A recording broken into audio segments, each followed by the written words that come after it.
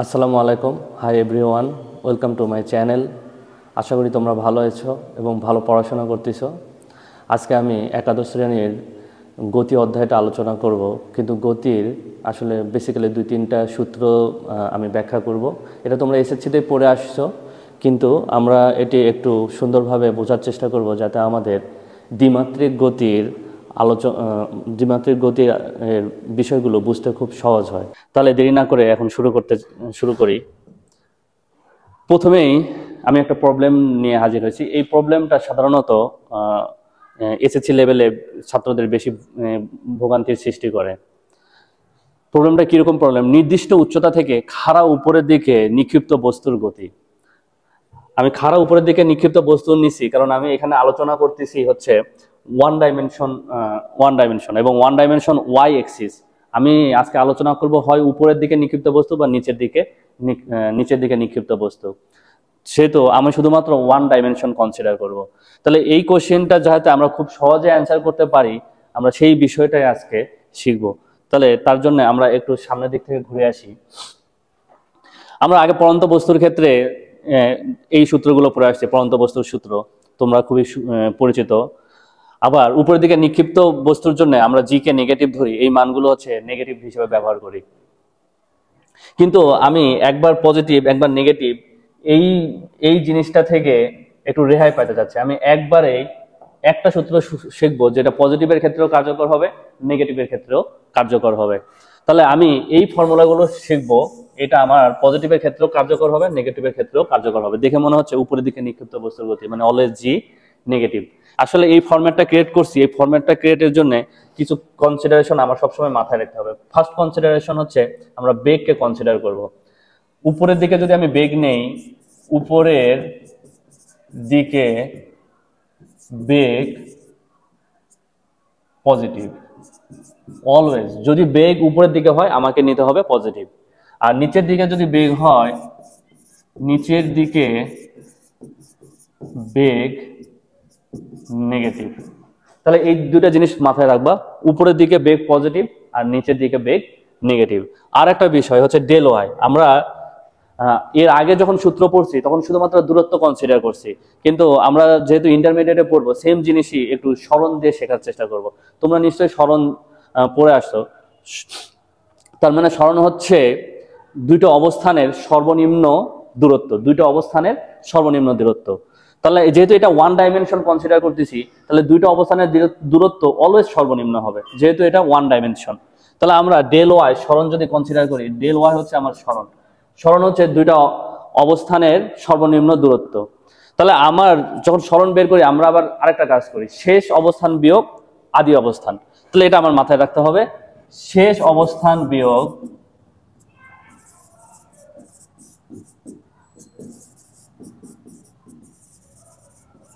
আদি অবস্থান। তাহলে এটাকে যদি আমি ওয়াই এর মাধ্যমে শেষ অবস্থানটাকে y2 ধরি এবং আদি অবস্থানকে y0 বা y1 ধরে নেই, তাহলে ডেল ওয়াই এর মান হবে y2 মাইনাস y1। তাহলে এই দুইটা জিনিস আমার মাথায় সবসময় রাখতে হবে, উপরের দিকে বেগ পজিটিভ, নিচের দিকে বেগ নেগেটিভ। আর ডেল ওয়াই হচ্ছে স্মরণ হচ্ছে শেষ অবস্থান বিয়োগ আদি অবস্থান। কেন নিচ্ছি? কারণ শেষ অবস্থান বিয়োগ আদি অবস্থান ওয়ান ডাইমেনশনের ক্ষেত্রে সবসময় সর্বনিম্ন দূরত্ব হবে, কারণ আমার বাঁকা যাওয়ার কোনো সুযোগ নাই। ওকে, তাহলে স্মরণ দিয়ে যখন আমি অঙ্ক করব, আমার অঙ্কগুলো এই একটা সিস্টেম দিয়েই সব ক্ষেত্রে কাজ হবে। এসএসসির অঙ্ক হবে, ইন্টারমিডিয়েটের হবে ওয়ান ডাইমেনশন, টু ডাইমেনশনে আমার তখন এক্সিসটাও কনসিডার করতে হবে, টু ডাইমেনশনও কাজ করবে। আচ্ছা, আমরা যেহেতু শিখলাম, আমরা প্র্যাকটিক্যালি একটা এক্সাম্পল অ্যাপ্লাই করি। এটা তোমাদের জানা অঙ্ক, এটা দিয়ে অ্যাপ্লাই করতেছি কারণ তোমরা খুব সহজেই দেখবে একটা পড়ন্ত বস্তুর ক্ষেত্রে একটা বস্তু ফেলে দিলা, তোমরা সূত্র অ্যাপ্লাই করবে কি, এই সমান সমান হাফ জিটি স্কয়ার। আমিও এই সমান সমান হাফ জিটি স্কয়ারই ব্যবহার করব, কিন্তু একটু ভিন্নভাবে ব্যবহার করব। তাহলে আমরা প্রথম অঙ্কের ক্ষেত্রে আসি। 1 নম্বর অঙ্কে বলছে কি, কতক্ষণ পরে ভূমিতে বলটি আঘাত করবে। এখানে একটা বল নিছি, টেনিস বল। আর 2 নম্বর কোশ্চেন বলছে ভূমিতে আঘাতের পূর্বে বলটির বেগ কত হবে। তাহলে আমি যদি 1 নম্বর অঙ্কটা করি, তাহলে দেখো 1 নম্বর অঙ্কতে আমার সূত্র হচ্ছে ডেল ওয়াই সমান সমান ইউটি মাইনাস হাফ জি টি স্কয়ার। আমি টি সময় ধরে নিছি, টি সময়ে বস্তুটি ভূমিতে আঘাত করবে। তাহলে ডেল ওয়াই এর মান হচ্ছে শেষ অবস্থান বিয়োগ আদি অবস্থান। তাহলে তোমরা এখানে লক্ষ্য করো শেষ অবস্থান কোথায়, শেষ অবস্থানে এসে ভূমিতে পড়তেছে। আমি স্থানাঙ্ক ব্যবস্থায় ভূমি পয়েন্টটাকে 0 0 পয়েন্ট ধরছি। তাহলে ভূমি হচ্ছে যদি আমার 0 0 পয়েন্ট হয়, তাহলে এই উচ্চতাটা হবে 0 থেকে এইচ উচ্চতায় এইচ পয়েন্ট। তাহলে শেষ অবস্থান হচ্ছে আমার 0 0 পয়েন্ট, তাহলে 0 শেষ অবস্থান হচ্ছে 0 বিয়োগ আদি অবস্থান হচ্ছে আমার এইচ। এখন দেখো পড়ন্ত বস্তুর ক্ষেত্রে সবসময় আদিবেগ 0 হয়, তাহলে এই টার্মটা হবে আমার 0 মাইনাস হাফ জিটি স্কয়ার। তাহলে আমার ফর্মুলা দাঁড়ালো H equal to half GT square. তাহলে ঠিক ওই একই ফর্মুলাই অ্যাপ্লাই করব, তোমাদের জানা ফর্মুলা। তাহলে আমার এইচ এর মান দেওয়া আছে, টি সমান সমান আসবে √2h ভাগ জি সমান সমান 2 ইন্টু এইচ এর মান এখানে 7 দেওয়া আছে, জি এর মান হচ্ছে 9.8। ক্যালকুলেশনটা করে ফেলো, কত অ্যান্সার আসে।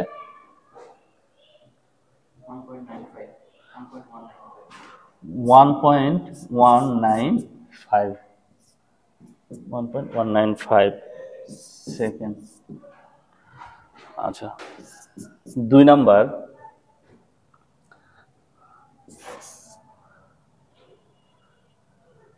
ভূমিতে আঘাতের পূর্বে বলটির বেগ কত হবে? তাহলে দেখো বেগ, তার মানে আমরা বেগের সূত্র জানি, ভি সমান সমান ইউ মাইনাস জিটি। তাহলে আমার শেষ বেগ ভূমিতে আঘাত মানত। এখন আদি বেগ এখানে কি, ইউ হচ্ছে 0, তাহলে 0 মাইনাস জি হচ্ছে 9.8, টি এর মান আসছে 1.195। দুটাকে গুণ করলে কত হবে আরেকবার দেখে নাও, 11.71 মিটার পার সেকেন্ড, কিন্তু সামনে একটা মাইনাস আছে। তাহলে মাইনাস দেখে তোমাকে বুঝতে হবে, আমরা একটু ব্যাকে আসি। নিচের দিকে বেগ মানে হচ্ছে মাইনাস, তাহলে আমরা উত্তরটা কিভাবে লিখব, শেষ বেগ 11.71 মিটার পার সেকেন্ড নিচের দিকে। আচ্ছা, এটা একটু সহজ প্রবলেম করলাম, তোমরা তোমাদের সাথে মিলাই নিও, একটু নতুন সিস্টেমে আমরা জাস্ট করলাম। এখন 2 নাম্বার প্রবলেমটার দিকে আসি। এখানে বলতেছি কি নিচের দিকে নিক্ষেপ করব। এইবারও বস্তুটা নিচের দিকেই পড়বে, কিন্তু একটা বেগে নিচের দিকে পড়বে। এখন আর পরন্ত বস্তুর মতো জাস্ট 0 আদি বেগে পড়বে না। তাহলে সেক্ষেত্রে কি হবে, সেক্ষেত্রে ওই একই ফর্মুলা, কত সময় পর বলটি ভূমিতে আঘাত করবে। তাহলে সময় পর ভূমিতে যদি আঘাত করে, তাহলে 1 নম্বর কোশ্চেনে আমরা একটু আসি। 1 নম্বর কোশ্চেন সময় চাইছে। তাহলে কত সময় পর আমার আদি বেগ জানা আছে, শেষ বেগ ভি সমান সমান সময়। তাহলে ডেল ওয়াই ফর্মুলাতে চলে আসি, ডেল ওয়াই সমান সমান ইউটি মাইনাস হাফ জি টি স্কয়ার। আবার আমি ধরে নিচ্ছি টি সময় পরে বস্তুটা ভূমিতে আঘাত করবে। তাহলে ডেল ওয়াই বের করার সময় মাথায় একটা জিনিসই সবসময় রাখতে হবে, শেষ অবস্থান বিয়োগ আদি অবস্থান। তাহলে ভূমিতে এসে আঘাত করছে, শেষ অবস্থান কত ছিল 0, আদি অবস্থান কত ছিল 0 পয়েন্ট থেকে এইচ উচ্চতায়, তার মানে এইচ। আচ্ছা, এখন আদিবেগ কিন্তু আর 0 না, আদিবেগ 8। এখন আদিবেগটা আমাকে দেখতে হবে উপরের দিকে না নিচের দিকে। যদি উপরের দিকে হয় তাহলে বেগ পজিটিভ, নিচের দিকে যদি হয় তাহলে বেগ নেগেটিভ। তাহলে নিচের দিকে আমার বেগ সেহেতু -8 ধরতে হবে, আর টাইম যেহেতু বের করবো টি, এদিকে হাফ জি মানে হচ্ছে 4.9 আর টি স্কয়ার।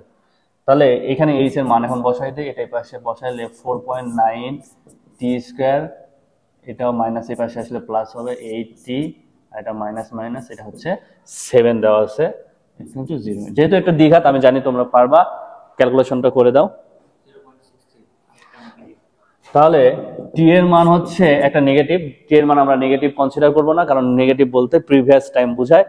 আমরা টি এর মানটা পজিটিভ মান হচ্ছে 0.63 সেকেন্ড, কারণ এখানে প্রিভিয়াস সময় হওয়ার কোনো সুযোগই নাই।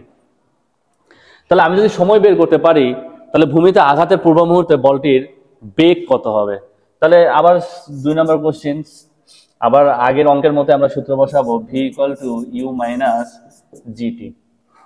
শেষ বেগ বের করবো, শেষ বেগ করবো ভূমিতে আঘাতের মুহূর্তে বেগ, কারণ এই সময়ে ভূমিতে আঘাত করছে। টি এর মানটা আসবে আমার 0.63। তাহলে ইউ এর মান ঠিক সেম, ইউ নিচের দিকে মান মাইনাস হবে -8, জি এর মান 9.8, টি এর মান 0.63। তাহলে এটাকে সলভ করলে ডেফিনেটলি মাইনাস আসবে, কিন্তু মানটা কত হবে? 14.17। Good, 14.17 metre per second. এবারও মানটা মাইনাস, বেগ মাইনাস মানে হচ্ছে বেগ হচ্ছে নিচের দিকে, কারণ আমরা শুরুতেই সূত্রে ধরে নিয়েছি বেগ নিচের দিকে মানে হচ্ছে মান মাইনাস আসবে। তাহলে শেষ বেগ হবে 14.17, দিক হবে নিচের দিকে। শেষ বেগ 14.17 মিটার পার সেকেন্ড নিচের দিকে। আচ্ছা, এই অঙ্কটাতে আমরা পরে যাব। আমরা আবার যেইটাকে টার্গেট করে আমাদের এই সূত্রটা শেখা, সেই প্রথম অঙ্কের দিকে এখন যাব। তাহলে এখন দেখো, নির্দিষ্ট উচ্চতা থেকে খাড়া উপরের দিকে নিক্ষিপ্ত বস্তুর গতি। তাহলে এইবার আমি নিক্ষিপ্ত বস্তু থেকে খাড়া উপরের দিকে নিচ্ছি 1 ডাইমেনশন। আচ্ছা, এখন আমার এখানে কোশ্চেন দেওয়া আছে সর্বোচ্চ উচ্চতায় উঠতে কত সময় লাগবে, সর্বোচ্চ উচ্চতায় উঠতে কত সময় লাগবে। তাহলে মেইনলি এই অবস্থানে আসতে কত সময়, বস্তুটা অলরেডি একটা উচ্চতায় আছে, সেখান থেকে এখানে আসতে কতটুকু সময় লাগবে। তাহলে সেই সময়টাকে আমরা যদি একটু ধরে নেই, এই সময়টা হচ্ছে আমাদের টি। সর্বোচ্চ উচ্চতা নির্ণয় করো। তাহলে প্রথমে টি নির্ণয় করে নেই, টি নির্ণয় করলে সর্বোচ্চ উচ্চতা আমরা নির্ণয় করতে পারবো। আমার 1 নাম্বার কোশ্চেন। তাহলে এইখানে বস্তুটা হচ্ছে ইউ আদি বেগে উপরে নিক্ষেপ করা হয়েছে। তাহলে সর্বোচ্চ উচ্চতায় যখন উঠবে তখন তার শেষ বেগ 0। এগুলো তোমরা আগে পড়ে আসতো, খুব সহজেই বুঝতে পারবা। তাহলে আমরা শেষ বেগের সূত্র বসাই v equal to u minus gt. তাহলে যেহেতু উপরের দিকে বেগ উপরের দিকে মানে হচ্ছে আমাকে ধরে নিতে হবে বেগটা পজিটিভ। তাহলে বেগটা হচ্ছে পজিটিভ, তাহলে 6 meter per second positive minus g হচ্ছে 9.8 টি, আর শেষ বেগ হচ্ছে 0।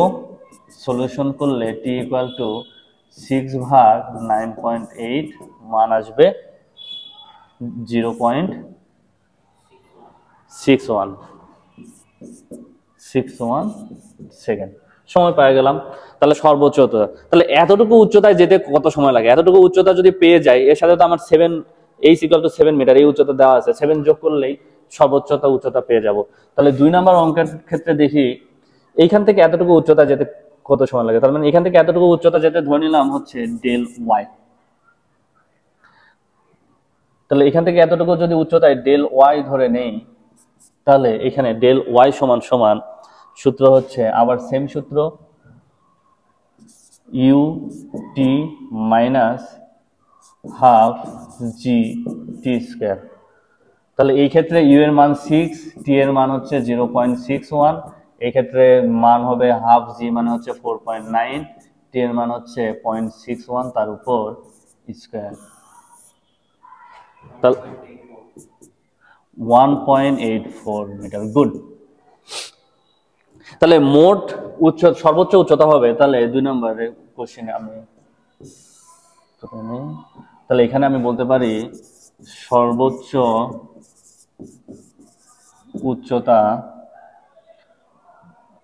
h প্লাস ডেল ওয়াই সমান সমান 7 প্লাস 1.84 মিটার সমান সমান 8.84 মিটার। তাহলে আমার 2 নম্বর অঙ্কের অ্যান্সার হয়ে গেল। এবার 3 নম্বর অঙ্ক আসি, মোট বিচরণকাল। মোট বিচরণকাল যখন বের করব, তাহলে আমার সময়টা, মোট বিচরণকালটার সময় কোনটা, তাহলে সেটা আমাকে বুঝতে হবে। মোট বিচরণকালের সময় হচ্ছে এইখান থেকে শুরু হলো, এখানে উপরে গেল, আবার ফিরে আসলো, এই সময়টা। তাহলে এই সময়টাকে যদি আমি টি প্রাইম ধরি, তাহলে আমার মোট বিচরণকালটা হবে টি প্রাইম। আমি একটা সূত্রের মাধ্যমে মোট বিচরণকাল বের করব। আমার সূত্র মেইনলি 3টাই, ওই 3টাকে ঘুরে ফিরে আবার অ্যাপ্লাই করব। তাহলে মোট বিচরণকাল 3 নাম্বার, দেখো এই অঙ্কে সরণ দিয়ে যখন করতেছি কোনো ঝামেলাই ক্রিয়েট করবে না, করতেছেও না। তাহলে আবার সেম সূত্র, এর আগে ডেল ওয়াই ইউজ করে ফেলছি, এখানে ডেল ওয়াই প্রাইম ধরি, কারণ সরণ আমার ওয়ান ডাইমেনশন, উপরে যায় যতখানি ঘুরে আসুক না কেন আমার সরণ কিন্তু এতটুকু হবে। তার মানে এইটা হচ্ছে ডেল ওয়াই প্রাইম, তার মানে এটা যত উপরে যায় ঘুরে আসুক না কেন সরণ আমার এতটুকু, কারণ সে তার আদি অবস্থান ছিল এখানে, শেষ অবস্থান হচ্ছে এখানে। তাহলে আমি যদি সরণটা বের করে নেই, ডেল ওয়াই প্রাইম, আগে সূত্র লিখি, ডেল ওয়াই প্রাইম সমান সমান ইউটি মাইনাস হাফ জি, এখানে টি প্রাইম ধরছি, টি প্রাইম স্কোয়ার। তাহলে ডেল ওয়াই এর মান সমান সমান ডেল ওয়াই শেষ অবস্থান ওয়াই ইকুয়াল টু 0, কারণ 0 0 ওয়াই স্থানাঙ্ক কনসিডার করতেছি, ভূমিকে 0 ধরে নিছি। তাহলে 0 মাইনাস আদি অবস্থান হচ্ছে এইচ, ইউ 6 পজিটিভ উপরের দিকে নিক্ষিপ্ত বস্তু, তাহলে 6 টি প্রাইম, হাফ জি মানে হচ্ছে 4.9 টি প্রাইম স্কোয়ার। তাহলে এটাকে সলিউশন করি, এইচ এর মান দেওয়া আছে কত, 7 মেবি, এইচ এর মান 7 মিটার। তাহলে 4.9 টি প্রাইম স্কোয়ার মাইনাস 6 টি প্রাইম, আর এটা মাইনাস 7, এটা প্লাস আসবে, এটা মাইনাস, এটা মাইনাস, 7 ইকুয়াল টু 0। এটাকে সলিউশন করলে টি প্রাইম আমি 1.96, থ্যাংক ইউ, 1.96 সেকেন্ড। ওকে, তাহলে আমি মোট বিচরণকাল পেয়ে গেলাম। এখন মোট বিচরণকাল পেয়ে গেছি মানে হচ্ছে এই সময়ে সে ভূমিতে চলে আসছে বস্তু। আবার 4 নম্বর কোশ্চেন বলছে ভূমিতে আঘাতের পূর্বে বেগ কত।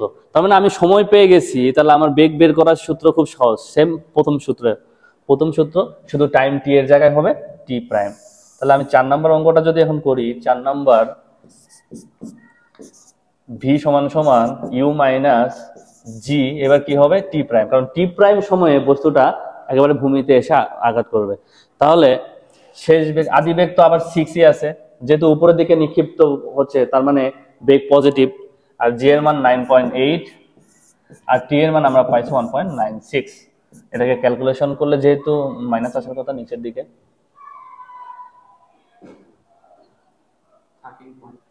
13.2, গুড, 13.2 মিটার পার সেকেন্ড। আবার সেম ঘটনা, শেষ বেগ হবে 13.2 মিটার পার সেকেন্ড নিচের দিকে। ওকে, আমরা একটু ব্রেক নিচ্ছি।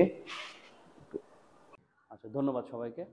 তাহলে এই আমাদের ঝামেলা যেটা সৃষ্টি করে সেটা সলিউশন হলো। আমার মনে হয় এই ফর্মুলাটা যদি তোমরা শেখো, তোমার এই ফর্মুলা দিয়ে গতির যে কোনো অঙ্ক, 1 ডাইমেনশন 2 ডাইমেনশন সবগুলো অ্যাপ্লাই করা সহজ হবে।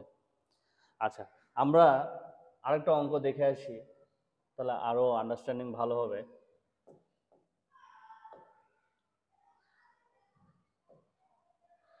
এটা হচ্ছে আমাদের লাস্ট অঙ্ক।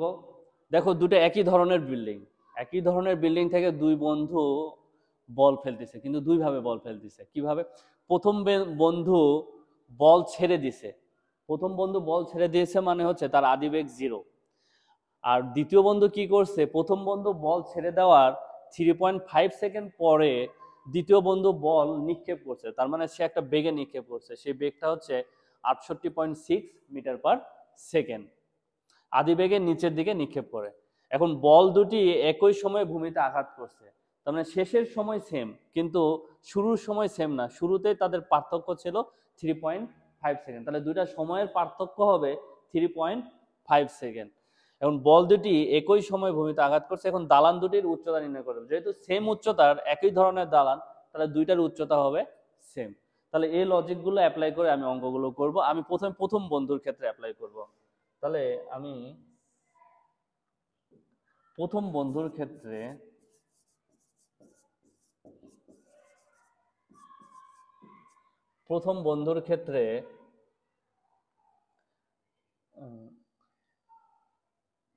আবার ডেল ওয়াই সমান সমান ut minus half gt square, কারণ ধরে নিলাম প্রথম বন্ধুর বস্তু টি সময়ে ভূমিতে আঘাত করে।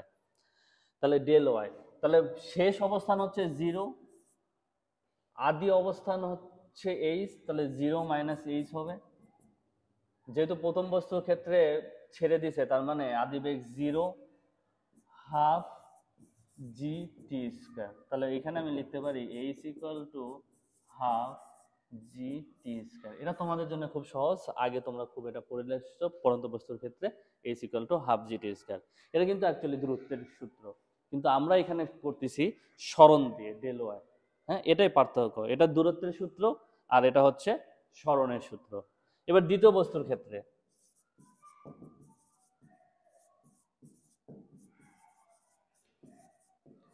দ্বিতীয় বস্তুর ক্ষেত্রে এ যদি সময় টি হয়, দ্বিতীয় বস্তু অবশ্যই 3.5 সেকেন্ড সময় কম নিছে, তাহলে এর ক্ষেত্রে সময়টা টি প্রাইম সমান সমান টি মাইনাস 3.5 হবে।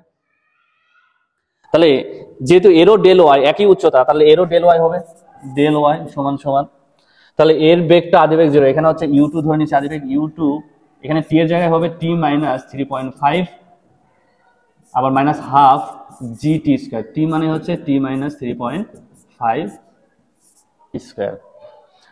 তাহলে এটাও ডেল ওয়াই শেষ 0 মাইনাস এইচ সমান সমান u2। এই বেগটা 68.6 metre per second. 68.6 metre per second মানে হচ্ছে, দেখো বস্তুটা নিচের দিকে নিক্ষেপ করতেছে, আমরা জানি নিচের দিকে বেগ হচ্ছে নেগেটিভ, তাহলে আমার এই 68.6 এই ভ্যালুর সামনে আমার কি নিতে হবে? নেগেটিভ। কত? 68.6, আর এর সাথে টি গুণ করলে এটা টি থাকবে, আচ্ছা টি পরে গুণ করবো, মাইনাস 3.5, তাহলে এদিকে জি থাকবে হাফ জি, আর এটাকে সূত্র ফেলে দেই, টি স্কয়ার মাইনাস 70, আর 3.5 এর উপর স্কয়ার করলে কত হয়? 12.25 না, 12.25,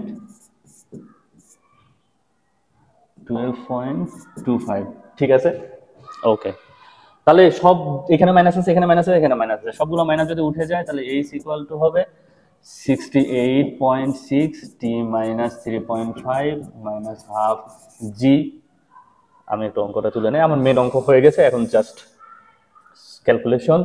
হাফ জি টি স্কয়ার মাইনাস 70 প্লাস 12.25।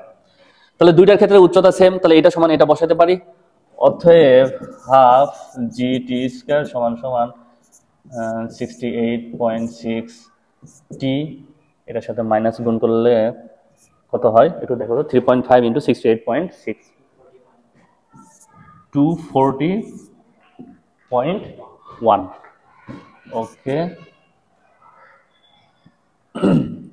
ভ্যালু আসবে মাইনাস, তাহলে এখানে আসবে হাফ জি টি স্কয়ার, আর হাফ জি টি স্কয়ার লেখার পর মাইনাস মাইনাস, আচ্ছা এখানে মাইনাস কমন নিচ্ছি, তাহলে এখানে মাইনাস থাকবে না, প্লাস হাফ জি টি স্কয়ার প্লাস হবে, তাহলে এখানে আসবে মাইনাস, তাহলে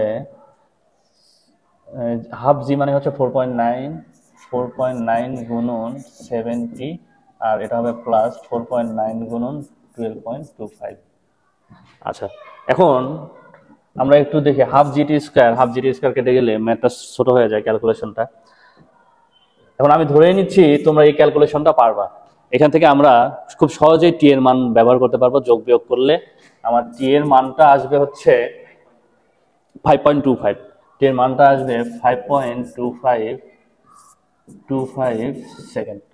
আমি সময় পাইলে আমি উচ্চতা বের করতে পারবো না, আমার দালান দুটির উচ্চতা চাইছে, তাহলে সময় পেলে খুব সহজে উচ্চতা বের করবো, কারণ আমার দিকে সূত্র আছে এইচ ইকুয়াল টু হাফ জি, টি এর মান আমার দরকার টি স্কয়ার, তাহলে হাফ জি মানে হচ্ছে 4.9, টি এর মান হচ্ছে 5.25 স্কয়ার। এটা একটু ক্যালকুলেশন করে বলো তো। 135.06 মিটার, একটু প্রবলেম 35 দেখাচ্ছে। এই আমাদের অঙ্ক মোটামুটি শেষ। এখন তোমাদের কোনো কোশ্চেন থাকলে একটু কোশ্চেন বলতে পারো।